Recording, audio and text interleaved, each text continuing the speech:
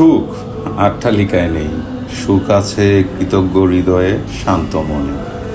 আমরা যে যে অবস্থানে কাজ করি, কেউ অফিসে, কেউ ব্যাংকে, কেউ বা গার্মেন্টস ইন্ডাস্ট্রিতে, আমরা অনেকেই নিজের বর্তমান অবস্থানটা নিয়ে সুখী নই। সবসময় মনে হয় আরও ভালো কিছু দরকার, কেউ আমার চেয়ে অনেক বেশি এগিয়ে যাচ্ছে, এই নিয়েই আমরা সবসময় হাই হুতাশ করি। কিন্তু কখনো কি ভেবে দেখেছেন, আপনি আজ যে অবস্থানে কাজ করছেন এটাই হয়তো অনেক মানুষের স্বপ্নের জায়গা। আপনি যেই অবস্থানকে খুব সাধারণ মনে করছেন, কেউ হয়তো সারা জীবন সেই অবস্থানে পৌঁছানোর স্বপ্নই দেখে যাচ্ছে। জীবনে আপস অ্যান্ড ডাউন তো থাকবেই, কারণ জীবন কখনোই একই ধারায় চলে না। প্রকৃতির নিয়মই এমন, সময় বদলাবে, অবস্থান বদলাবে, ব্যর্থতা আসবে, সাফল্যও আসবে।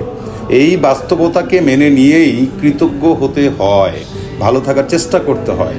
আপনি যদি সফল মানুষকে অনুসরণ করেন, তাহলে তার সফলতার আড়ালের কষ্ট, ত্যাগ, পরিশ্রম এগুলো দেখতে হবে। তার মতো চেষ্টা করতে হবে, তার মতো অধ্যবসায় নিয়ে সামনে এগিয়ে যেতে হবে। একদিন আপনিও সফল হবেন ইনশাআল্লাহ। আজ চাঁদপুর 3 নদীর মোহনায় কিছু খেটে খাওয়া দিনমজুরকে দেখলাম। সারা দিনের কঠোর পরিশ্রম শেষে তারা হয়তোবা 700 থেকে 800 টাকা হাজিরা পাবে, তাতেই তারা অনেক খুশি। তাদের মুখে নেই কোনো অভিযোগ, আছে শুধু কৃতজ্ঞতা, আছে শুধু শান্তি।